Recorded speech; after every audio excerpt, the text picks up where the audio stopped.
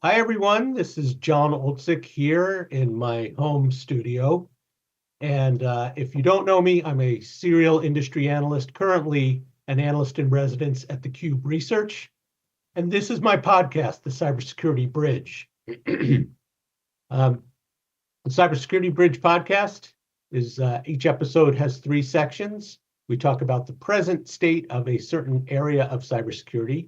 We talk about the future state of a certain area of cybersecurity. And then the cybersecurity bridge section is how we get from the present to the future. What are the drivers? What are the impediments?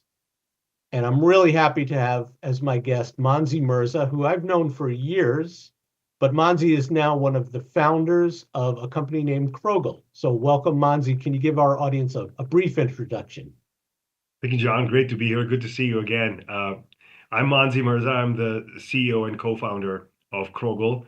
Crogl is a knowledge engine that works on tickets and helps analysts do their work faster with greater depth and completeness. Yes, and just to be clear, so I've known Monzy, who was at Splunk as a researcher, security researcher for how many years? Almost a decade. Almost a decade. Yeah. And prior to that, I spent almost a dozen years within the nuclear weapons complex, also as a cybersecurity researcher. Okay, so you're a great guest, Monzy. I'm really excited to talk to you. But before we do, are you ready to play cybersecurity trivia? Yes, sure. Okay, and Let's this cover this like one might be easy for you because it's in this space.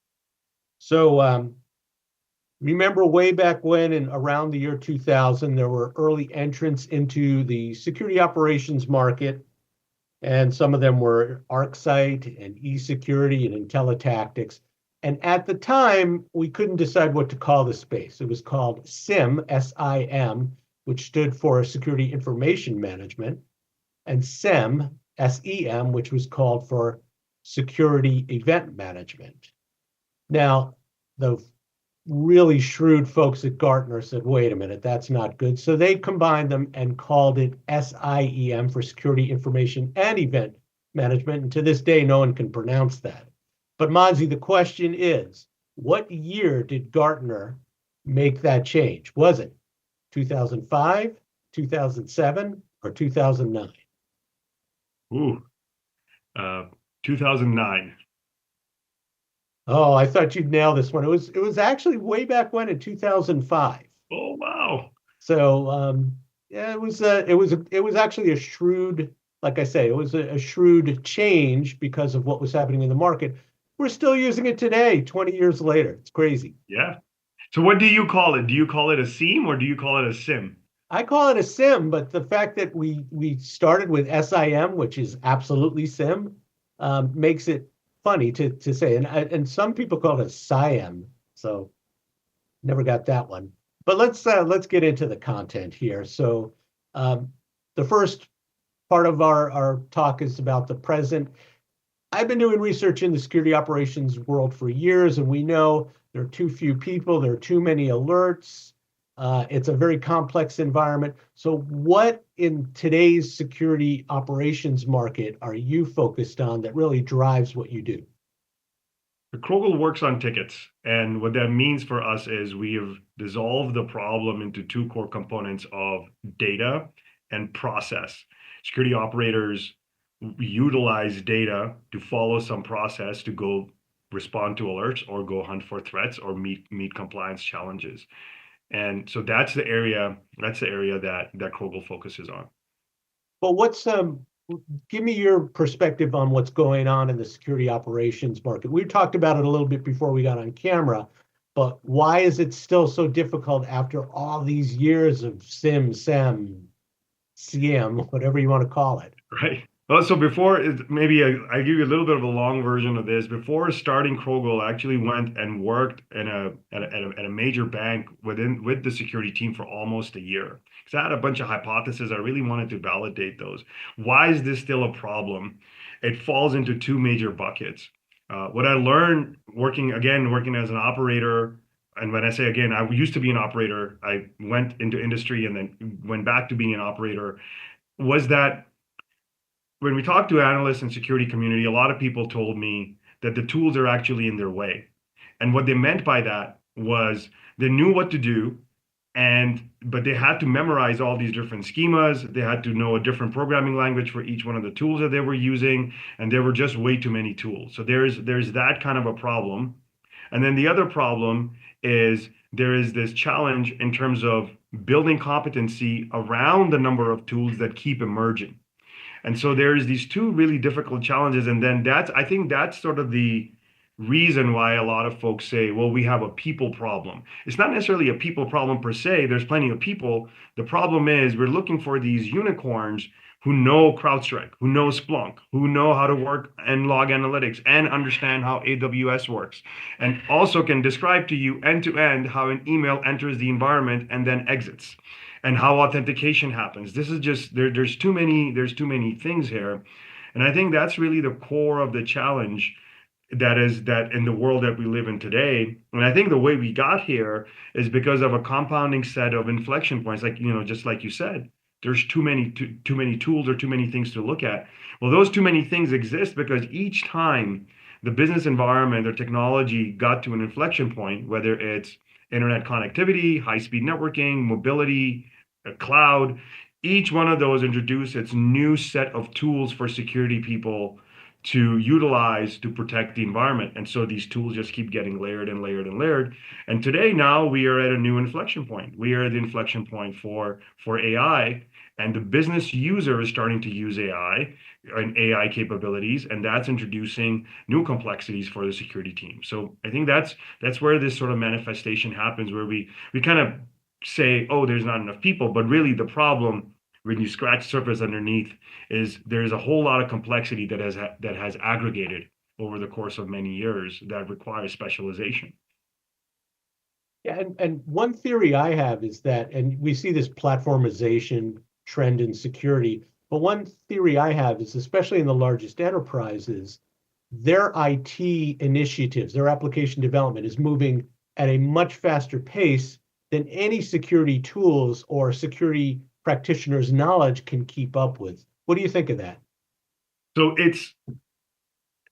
So first, I agree with that, and the reason I think it's a natural order of things.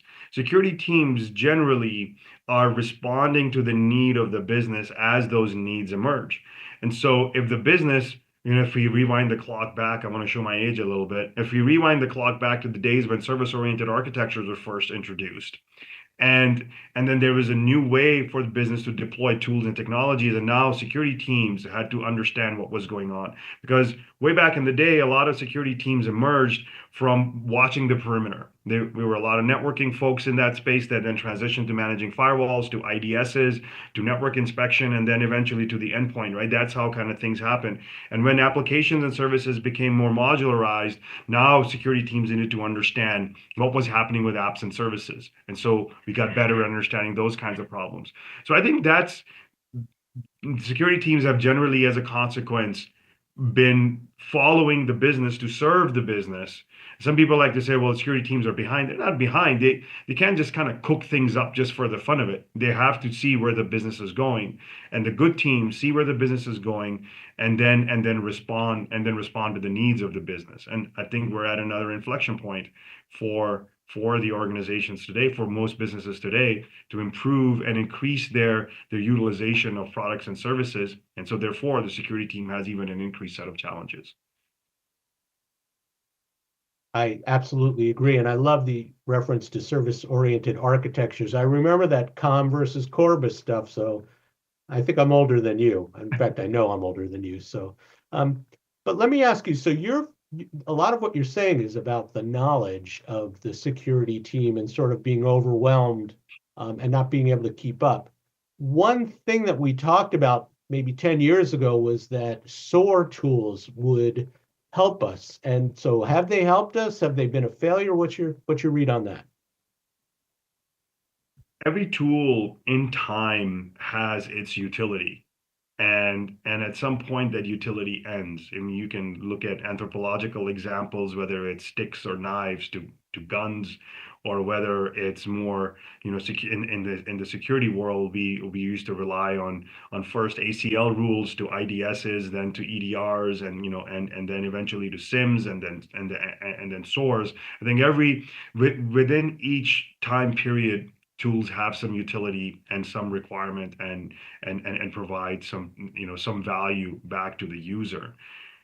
When you look at the modality of the tools, and that's when you realize why one tool may not be well suited for the future, or perhaps even for the present. And so I believe what's happened, and this is both from practice and from learning from a lot of the folks in the community, is that SOARs are very, are essentially fundamentally brittle.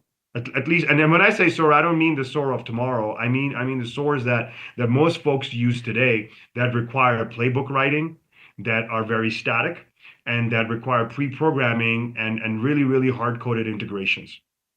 And so those SOARs have essentially come to an end in their life. And the reason for that is that the world is a lot more dynamic, and the requirements of the teams are a lot more, security teams are a lot more dynamic, and for the reason for that is the users' behavior, and the business users' utilization of technologies is a lot more dynamic.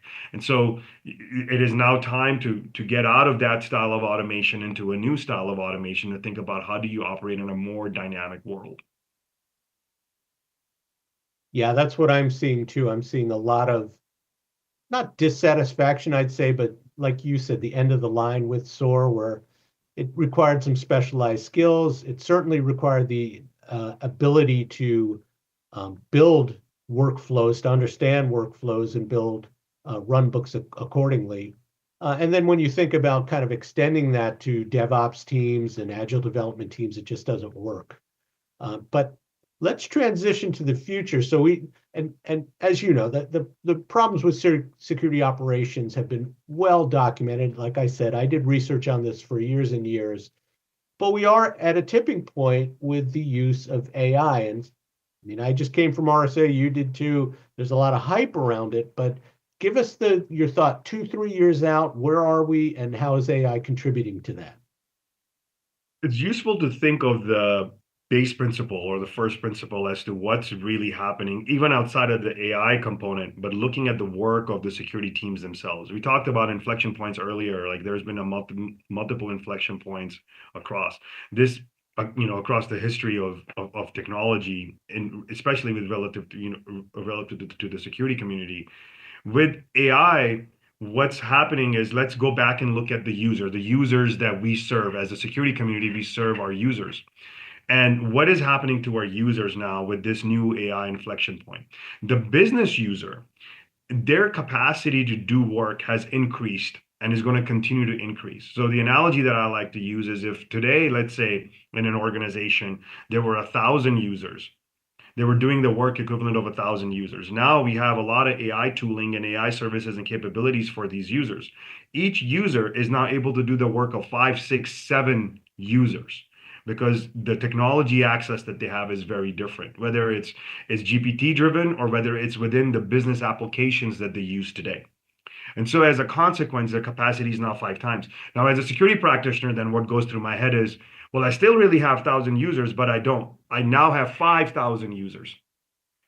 And because they're behaving, the amount of work and exhaust from a footprint perspective, from a utilization perspective, and then as a consequence, from an alert, from a threat footprint perspective, and then from the attacker's perspective, now I have to protect 5 times the users, because the utilization has grown so much. So that's really the core principle, is that the bandwidth of an individual user to do work has expanded by a lot. And if somebody doesn't believe me, just look back to the analog to this, when high-speed networking was introduced, either local to the business, and then later internet connected at a very high velocity, and how that changed the operating model for security teams. And so we are at another bandwidth increasing, and sort of an order of magnitude increase in bandwidth for the user community. So what that means now is, for the security teams, now we have to contend with this increase in bandwidth, and the number of people that we have on our teams are not going to increase linearly with that bandwidth. And really, if you think about it, why should it? The business user didn't add 5 users to achieve that 5x increase in bandwidth. So the business is not going to help us with the same thing to say, oh, well, they're doing 5x with the same number of people, so you do 5x with the same number of people. And I think that's the thing that sometimes gets lost in the conversation because people keep saying, well, I can't tell my boss or my executives, they don't know what they're talking about, and they're asking us to do more with less. And yes, there is a within bounds, sometimes that's a ridiculous argument, but also within bounds, that's a very reasonable argument because that has been the history of operations. We accelerate and we do more and we get more efficient and we come up with novel ways of dealing with situations.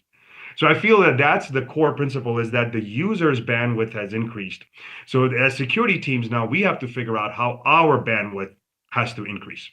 So that's sort of the base principle. All right, so now we move forward and say, well, what did we see on any given trade show floor or what we see in the general vernacular and kind of what's happening, right? I think it's important to look at what has worked in the past historically and how do sort of these natural systems actually work and bring good conclusions. I feel that we've always produced good conclusions as product builders and as security community people, practitioners, when we focus on the work itself. And it's very precise in terms of what we deliver. Anytime we've kind of hand waved and said, oh, we have this kind of a new technology, it's going to do all these amazing things and be nebulous and incomplete about how we define its usage, that particular thing has failed. But when we're precise about the kind of work that we're going to be able to do, we do better. So I think when as security practitioners, we have to start to look at the marketplace in general to say, okay, you use AI, great. You use AI in a product. But what does it actually do? And so and this is the constant feedback that I get from our customers who tell us, well, what do you do? And when I describe to them, well, in our case, we work on tickets. And we investigate them and we tell you exactly what was done. We use the data and tools that you have in your environment and we provide you exact processes and commentary on exactly what was done to say, okay, I get that. And frankly, what they are also telling us, AI is important and I want a more complete AI system because I have a belief that that gives me an acceleration. But the AI piece is less important because what they're saying, what the customer community is saying, everything is going to have AI in it. It better have AI in it because if you're not getting a catapult to do better work faster with higher degree of completeness, then I'm not going to buy your product anyway. But now that's table stakes. I get it. Now tell me what it is exactly that you do. So that's the thing that we're learning. And when I talk to other colleagues in the community, right, this is the thing that we focus on is what is the work that's actually being done? And how is that work going to help the analysts do the job better, ultimately serve their customer better, ultimately reduce risk? What I see today is pretty widespread use of generative AI. So as an analyst, tell me who owns this IP address. Here's some indicators. What research can I find? Threat intelligence research do we have on this? So it's a query engine. Where does it go next? Where does it go in 2 to 3 years? The base principle here is that we have to look at these systems as, from a practitioner's point of view, is what to do and how to do it. So those are sort of two generalized concepts that we use query engines for, whether it's a data lake of some kind or whatever, right? So now we're seeing this juxtaposition in the same system potentially that can help us with what to do and maybe even how to do it. Now, there's a level of depth in the how to do it, which goes back to our anchoring principle at Crogl around data and process. And that is, if you type something in a generalized system that doesn't have any understanding of your data and your operational models, and by model I don't mean a language model, but just the way you operate and do your day-to-day work, if that componentry, that technology, whether it's AI or otherwise, does not understand your data and does not understand your processes, you're always going to be unsatisfied with the outcomes. I think we kind of saw that with SOARs. We had to do all the work ourselves.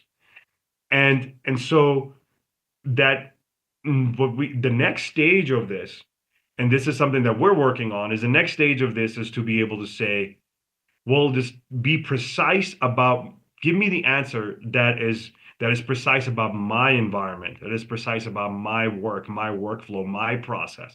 So as an example, you type something in a generalized, a GPT, and say, well, how do I look for email address? Write me a Splunk search to query for email addresses, for example, and it will generate a Splunk query for you for email addresses. Now, there's a high likelihood that whatever data store that you're using may not conform to the output because the schema from that generation is different than the schema in your system.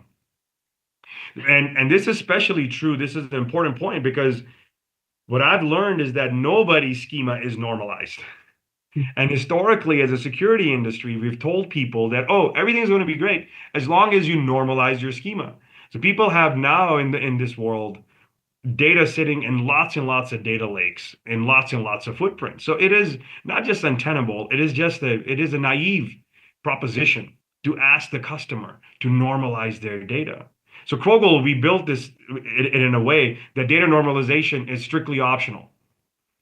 And so that is an important aspect. And I believe over time, other people are going to catch up, right? Because I feel that is a very important table stake. Right now, I believe we're the only ones who do that. Over time, other people are going to do it. But I think that is going to be the core thing that the industry in general is going to shift to, is that data should not have to be normalized because it's an untenable requirement. And it is not happening anyway. So I don't know why we keep sort of repeating this mantra. It's like, oh, just normalize your data. Here's one standard. Here's another standard. Here's another standard. And so it doesn't work. So that's one. The second thing is we're going to move to an execution-based world. And that execution-based world is, okay, you know that I'm supposed to look for emails in a certain, email detections in a certain way. Well, if you know how I'm supposed to look for it, and you know my data, and you know my tooling, well, just go do it. Why are you asking me, even with the low code, no code style of playbooks? Why? That's like, me sitting in the car and typing in step-by-step instructions into my GPS, or my navigator app to say, well, when you get to this street, make a left turn. When you get to that other street, make a left turn. And all the navigator app does is by the time I get to the street, that's when it tells me to make a turn. That is a ridiculous proposition. We would never use a navigation app if it did that. But somehow it's okay and acceptable for us to do that. So I think the future is going to be, and this future is going to have to be where the systems are going to learn the data and the processes in the environment. And then within certain bounds, we'll be able to execute the things that are necessary. Just like when you sit in your car, your navigation app says home is 17 minutes away. And if you want to stop by for bread, that's going to cost you a 7-minute detour. And that's the way these systems will have to evolve for the security teams. Boy, do I have a lot of questions after that. But first, you inspired me. I'm going to create some category like great lies that the security industry have told. And one is just normalize the data. That was a good one. We've heard that for years. But in terms of questions, so you're getting into sort of the agentic AI environment. So it's taking actions for you. So first, will people trust that? And two, and maybe this is even a Crogl question, but as like, I'll only trust it if I believe you're not a black box, that you tell me why you're taking these actions. So are you hearing that? And also, what are you hearing about trust of agents taking actions for humans? Maybe I'm just getting old. I mean, we've seen these movies before when these things work well with the user community. And fortunately for us, many of us at Crogl, we were practitioners, we were buyers, we were builders, we were breakers. We've lived on all sides of this equation. And we are part of this community. We're not just outsiders woke up one day and said, hey, the security and AI thing is kind of cute. Let's put these two things together. So we're part of this community. And so we've learned a lot from the community and we continue to be humble to learn. So on the transparency, so there's a couple of things that happen here, right? Confidence just in general, or trust in general in humans, comes from a combination of things. It comes from credibility and that, have you done this task before? And that's how it just as humans, when you go hire someone, whether for a security job or whether it's somebody to bake you a cake, you ask them, like, have you done this before? And so that's the credibility component of this. And so we have to have systems which can transparently declare that they have done certain things before. The second component of this is competency, that which is, well, if you did it before, did you do a good job at it? And oftentimes that competency comes from a perspective of not just the producer of something saying that they're competent, but somebody else validating that competency. And that's why oftentimes we say, our customers say that, or you have reference customers or other users, or somebody in the community does a talk and says, oh, I use these technologies in this way and it's working for me, right? So we look for that. We look for that validation of competency. And then the last piece is capacity. Like, can you actually do it? Like, you may have done it in the past and you have all the competency, but if you're too busy doing a lot of other things and you don't have any time, like, we all have that friend who says, yeah, I'm going to be there. They're well-meaning and they're being honest, but they're never going to make it to the party on time. And so they don't have capacity. And so I think now we go to the tooling and how I believe this is going to happen. So the first biggest thing is we have to demonstrate, as any security product, and this is not just true for AI-driven security products or agentic systems. I think this was always a desire of the user community and of the security community in general from the industry. But I think now we have an opportunity and a strong imperative to actually deliver on this. So the systems have to be transparent and have to declare their work. And there is no reason why these systems can be declarative like humans. Like, one of the things we do in Crogl is, before Crogl takes an action, the Crogl's work can be inspected beforehand. So if Crogl is going to work on malware detection, for example, you can see exactly what Crogl is going to do under the circumstance when there is a ticket for malware detection. There is no black box. And when Crogl does the work, it's logging every little thing in a ticket, documenting a ticket to say, well, this is what I did. So that transparency is very important. So then fast forward to your question, will the community believe it? And my answer is, having had customers now for the last year or so, that style is resonating with the user community. They see it. It creates an opportunity for argument. It says they can now say, well, I don't like this, or I do like this. But we're no longer arguing over, you don't know what you're doing. Now we're arguing over stylistic things. And now we're arguing over some aspects of the detail, which is very healthy. And so transparency is incredibly important. And demonstrating and proving the work that you're doing is very important, because ultimately we live in a world where security teams want to take credit for their work, and they should get credit for their work. And the only way they're able to take credit for their work to an auditor or to a senior leader or to a customer is by showing their work. So if we are asking that of the human, we should ask that of the systems themselves. Now, I'm going to go one step further. So that's the intermediary point, I think, that needs to occur, and it's occurring in some ways. There is a further step in there. There is a point in time where there is enough rigor in that transparency, and there is enough rigor in that work process, that people will no longer ask for the transparency on a task by task basis. Here's what I mean by that. How many people who are listening to this talk use SSL on a regular basis? How many of us actually inspect it?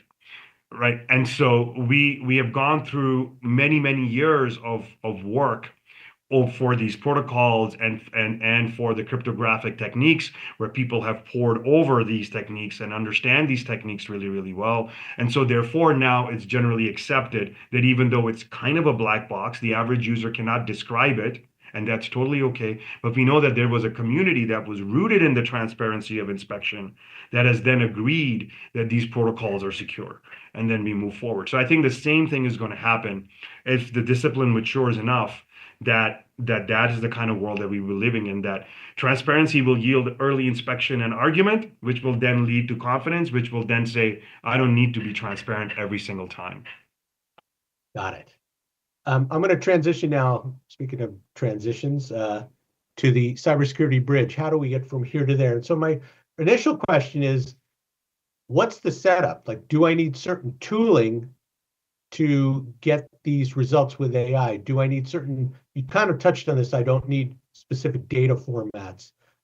Does the model have to learn on my environment for a certain period of time? So what's the catalyst, or what's the setup time for this? But I think the core piece, very first, is that the industry has to show a little bit more humility and frankly a little bit of sincere respect for the analyst. I mean, that has been missing, I feel, for a good long time. And there, we've seen multiple inflection points where some new technology comes in and says, we're going to do better than the analyst. And then the other one comes along. So we saw this with UBA, we saw this with SOAR. We hear this vocabulary now from some of the folks who are doing the work in the AI space. And they're saying things like, well, we're going to replace the human analyst, or we're going to do better than the human analyst.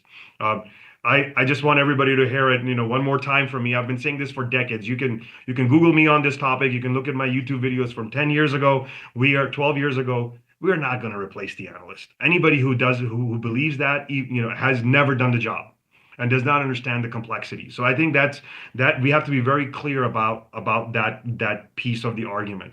So now we talk about, okay, what do we really need to do? I think we need to take this approach of being servants as an industry to the security community, and take this approach that we build a superhero suit. But the superhero is the security user, is that analyst, is that practitioner. Now, when we put that lens on the problem, now we can really start to appreciate what is it that people are dealing with on a day-to-day basis. So now we come back all the way to your question. What is the data that's required? What is the things that are required? Analysts have jobs to be done in their life, and in order to do their jobs, they have to touch a lot of different data systems. And so what the security community has to be able to do is build tools that are going to be able to utilize the tools regardless of the tool chain that exists, and then add the transparency on top of it to say, this is the level of work that I was able to do for you. I'll give you a concrete example. If you have network data, whether it's proxies or firewalls or IDS, if you have network data, you can address certain kinds of questions up to a certain number of kill chain phases. For example, with network data alone, you cannot address the execution phase of an attack because you need some EDR intelligence or some host-based intelligence for that. So the network data fundamentally cannot answer that question.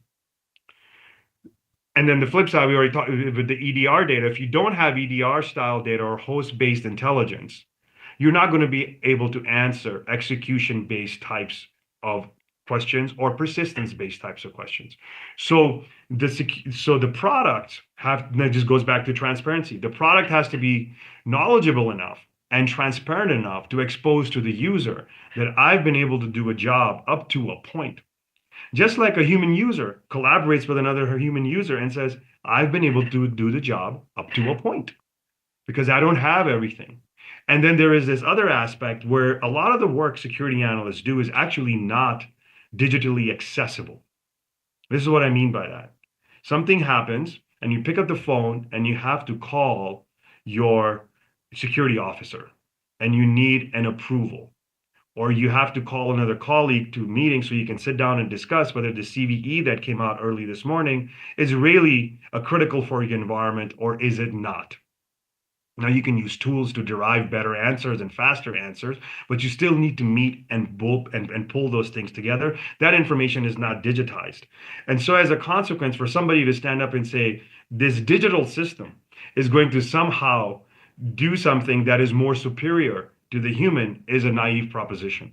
And so transparency in the system is going to bring that. And the system then has to be very confident in terms of what it is able to provide such that we can build the confidence and credibility into the system. And that's what's going to show the security practitioner community to say, well, I need data sets of this type to address the certain business problems that I have. Right. So it's really no different. I mean, if you're setting up a SIM, you have to know what logs you want, where those logs are, you have to get them, you have to know the fields you want, the APIs maybe to get different data. So very similar. So we're almost out of time, so I'm going to kind of lightning round you. Okay. So the first one is, first question is, some company's going to depend too heavily on AI which will result in some kind of failure. If that happens, what does it do to the use of AI for security operations? I think we'll keep using it. We've had a lot of examples in the past of things that didn't quite work out right the first time. Because as humans, we have a desire to do better. We will figure out a way to either improve the system or modify our operating model of that system to confine it to whatever base usage that it's good at. Yeah, and as the saying goes, you can't fix stupid. So if people implement technology poorly, that's their fault, not the technology necessarily. What's the implication, if there is one, on the type of stuff you're doing and regulatory compliance? Oh yeah, we actually had a panel during RSA on this topic that I moderated, and the big takeaway is the regulation in this space is behind right now, but there is a lot of regulation on the table and across multiple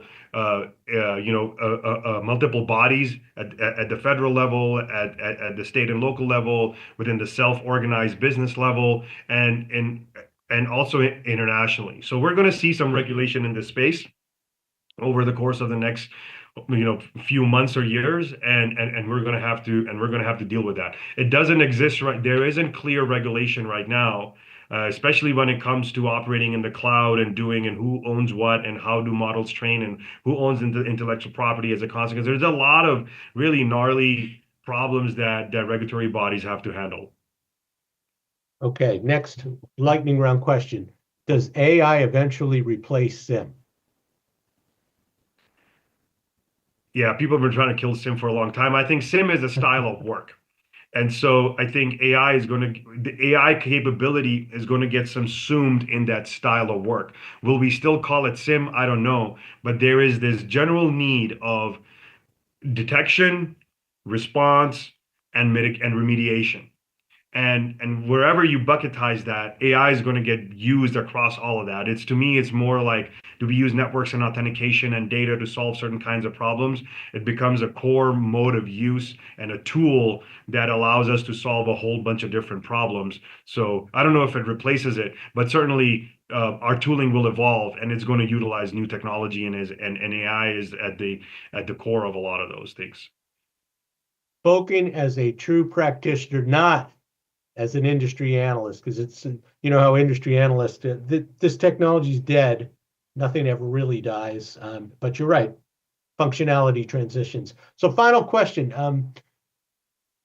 We got an audience member or an audience hopefully made up of practitioners. And so what's the one piece of advice that you would give to those practitioners on the future of the autonomous SOC? Learn more about how these systems actually work. And specifically go deep. Like historically, we've done this, right? When we were confronted as a community to deal with internet connected systems, we learned how packets worked. We spent obscene amount of hours understanding the OSI model, tearing packets, understanding what was going on. This is a very similar situation where it's a set of technologies and tooling and componentry that we were previously not exposed to. Now we have the opportunity to learn, and there is no shortcut. And the community is the one that will create good questions and good modalities and good use cases to hold the builders accountable, and also in a positive way to help the builders build in a way that the product maps to the work that the community needs to accomplish. So it's a great opportunity to learn and grow. And we're all learners anyway. I think as security practitioners, we have a very high index of curiosity and a high index of a guardian mentality. And I think this is a great opportunity for us. Thank goodness for yet another inflection point that we have an opportunity to learn and grow even more. I spent a lot of time at RSA telling people that we should be excitedly, cautiously optimistic. Yes. And excited for the opportunity. We should be thinking about what opportunities there are for automation and for AI use in security operations, but cautious about not getting too carried away, and then optimistic about what the future brings. So Monzy, you kind of hit all of those very, very well. So thank you so much for being my guest today. Thanks, John. Thanks for having me in the conversation. And thank you for everybody who listened to this session and is going to listen to this session in the future for staying all the way to the end. I really appreciate it. As do I, and stay tuned for the next episode of the Cybersecurity Bridge, which will happen 2 weeks hence. Thanks again. Have a great day.